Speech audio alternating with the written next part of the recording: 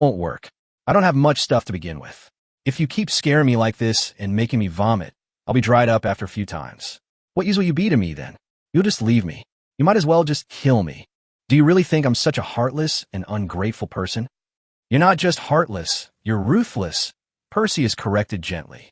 Perhaps to your family you're a warm person, but we're not related, and you hate me so much, I really feel insecure. I don't hate you, Ivaisa said. What? Perseus was genuinely shocked. What did you say? I said, I don't hate you, Ivaisa repeated with a look of disgust.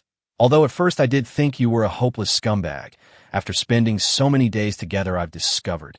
You found something. You're a scumbag who's not completely beyond redemption. Perseus was taken aback, then burst into laughter. What are you laughing at? Ivaisa frowned. Miss Ivaisa, is your standard for not disliking someone really that low? Perseus couldn't help but laugh. It's not that my standards are low, it's that I'm too lazy to have any emotions towards the vast majority of people in this world. The people who can make me hate them are not ordinary people. Then you can continue to hate me, Perseus said. Ivaisa frowned. Are you really such a slut? You're not happy that I don't hate you. No, it's just that I'd rather be hated by you than ignored by you, Perseus said sincerely. Ivaisa was somewhat choked up. Or, if you're willing to like me even a little bit, just a tiny bit, then I can accept that. Perseus smiled again. Don't even think about it, Ivia said coldly, turning to the side. Why? I've already tried so hard to please you. I don't expect to give you everything you want, but at least I haven't treated you badly, have I? As your master, I've even given you my bed to sleep in. What more could you possibly want from me? It's simply impossible. Could you tell me what standards you would like? I'm willing to work towards them. There are no standards, because it's impossible for me to like anyone. You don't even like your own family? Then why do you care so much about whether they live or die? One thing at a time. It's okay with family, but not with outsiders. Perseus frowned. I can't pretend I didn't hear that, Miss Ivaisa. Since you value this so much, then tell me, what's the point of liking this thing? To correct you, we're talking about love. Fine, say it again, what's the use of love? Ivaisa said coldly. So-called love is nothing but lust and possessiveness. Those people who claim to love me, isn't it just because of my face and body? Is it really because I possess some noble virtue that other girls don't have? Everyone knows that's just a lie. Perseus shook his head regretfully. I never imagined your definition of love was so narrow. So what brilliant ideas do you have? Even if it's just another way to fool people, why not say it to relieve your boredom? Ivaisa sneered. Before that, I want to ask you a question. If that incident hadn't happened and your family were still alive, would you really believe they loved you? What nonsense are you talking about? Of course they love me, because we're family. Ivaisa frowned. But unlike you, they all have people they truly love. Perseus smiled. What do you mean? Your parents will love each other more than you will, because only the other person can truly accompany them when they leave this world, and you are not. Your sister will love her husband more than you will. She probably doesn't have such extreme views as you. When she grows up, she will marry a man she admires and become an enviable couple. You, on the other hand, can only watch from the sidelines with everyone else. Love is noble, but it is also exclusive. Even the closest family members can never compare to the closest lovers. Family members will have their own lovers, and the joys and sorrows they truly want to share will only be told to their lovers. There's always a layer of separation between them and their family members, no matter what. You think you're very close to them, but in reality, you're just an outsider. Your status makes you fall in love, but it also means you can never truly enter each other's hearts and see their most authentic selves that others can't see. This is one of the unchangeable objective laws of the world, and no matter how unwilling you are, it's all in vain. In the end, even if someone has a happy family and is surrounded by admirers, they can't escape loneliness. No one can avoid the bitter feeling of being in a crowd, but feeling like they are separated from everyone else by a world. Unless you can find someone you truly love.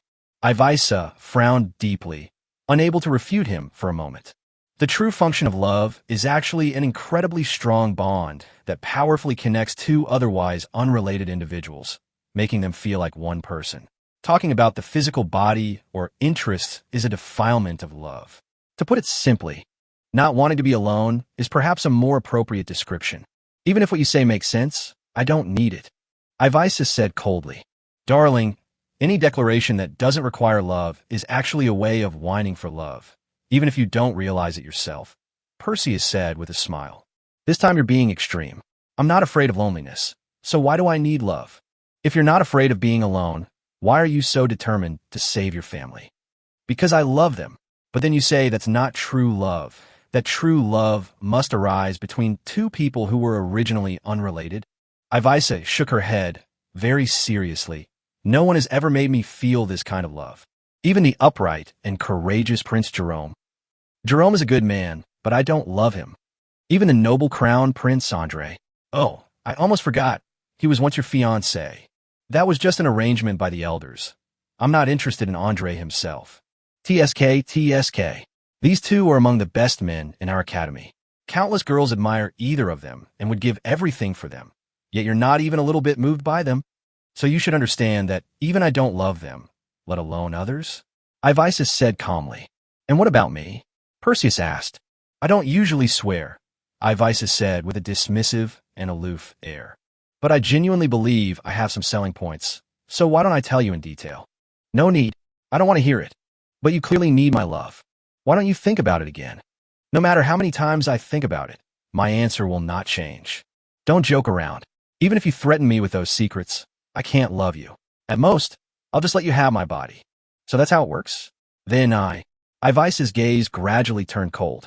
Just kidding, don't take it too seriously, Perseus smiled. I can't help but mind that you're always testing my limits and always trying to push your luck.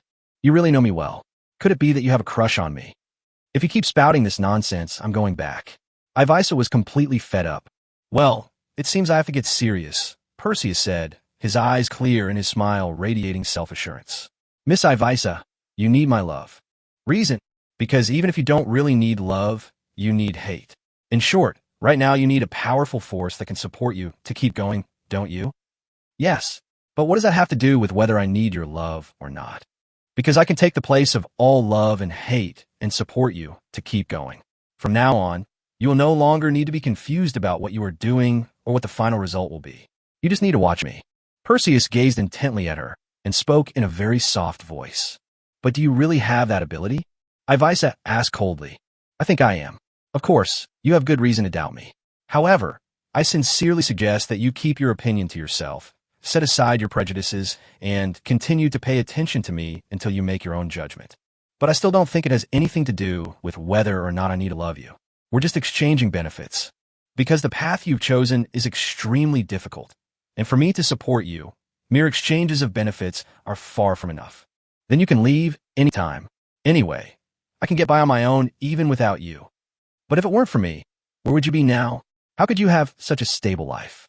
How would you know those news that give you hope? Ivaisa scoffed.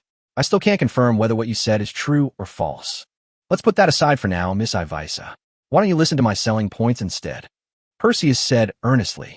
Ivaisa couldn't be bothered to pay him any attention, preoccupied with the chilling emotions he had stirred up.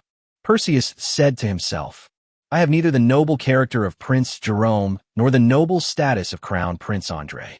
I only have one heart that loves you. Stop talking about love. Ivaisa shouted impatiently. Even if you don't love me now, I will always stay by your side and silently wait for the day you change your mind. Even if that day never comes, believe it or not, I will always stand by your side, fulfill all your dreams and desires, and all those who stand against you, no matter who they are or what their status is, will be my mortal enemies. Ivaisa wasn't bothered by Perseus's long-winded ramblings, but he just kept going on, and she couldn't shut him up, so she just let it go in one ear and out the other. She wasn't paying attention at all, and thought she hadn't heard anything clearly. All she saw was his mouth moving incessantly, with that annoyingly gentle smile on his face.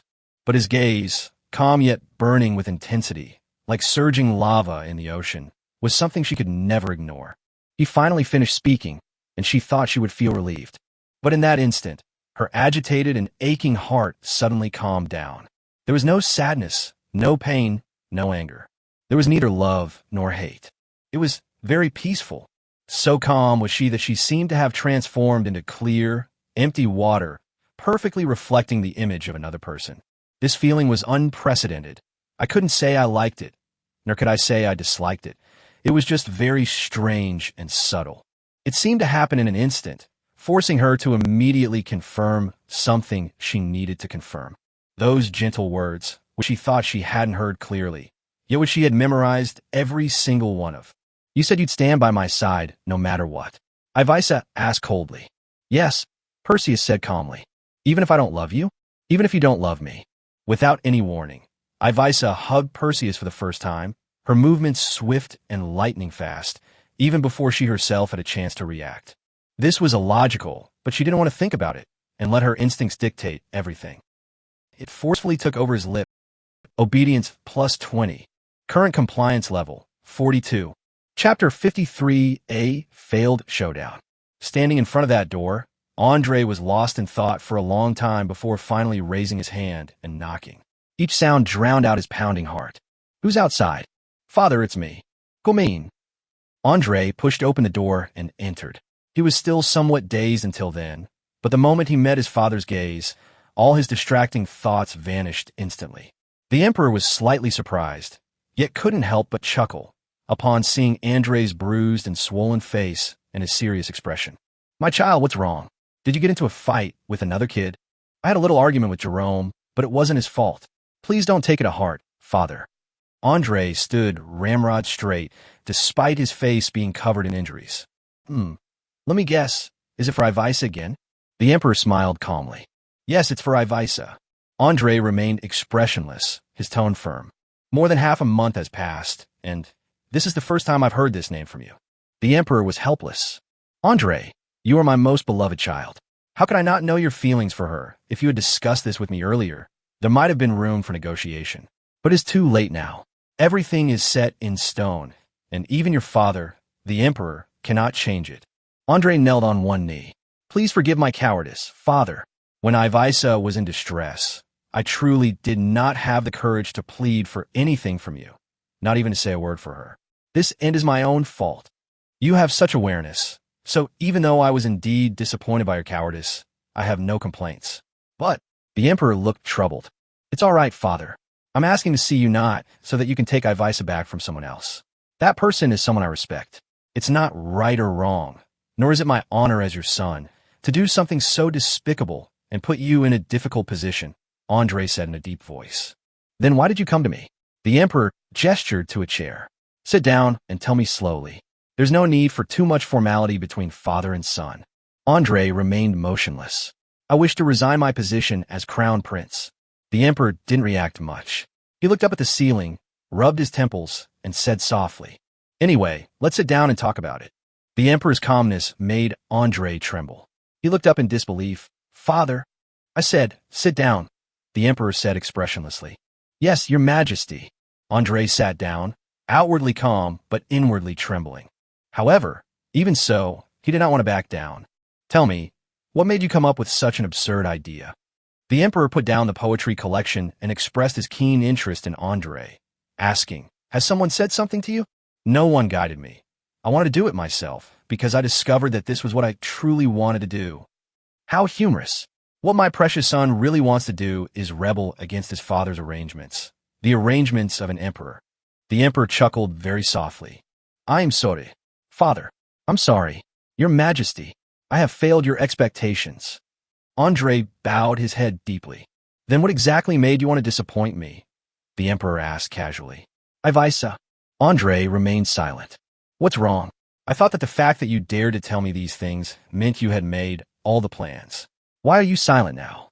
This matter is indeed related to Ivaisa, but not entirely to her. I do not wish for her to be blamed by you, father. Whether or not to blame her is not up to you to decide. The Emperor yawned. Are you the Emperor? Or am I? Andre's face turned ashen instantly, and he rose from his seat and knelt on the ground. Andre, to be honest, I have mixed feelings right now, both happy and angry. I'm glad that after all these years, you finally have the courage to express your true thoughts to me. What infuriates me is that you actually dared to abandon all the expectations I've had for you since childhood for the sake of a woman. Your subject knows his crime. Andre shouted. Let's put those aside for now. Tell me, what do you plan to do after you give up the position of crown prince? The Emperor asked with great interest. To be an ordinary person with no ties or possessions, and to protect Ivaisa forever, Andre said without hesitation.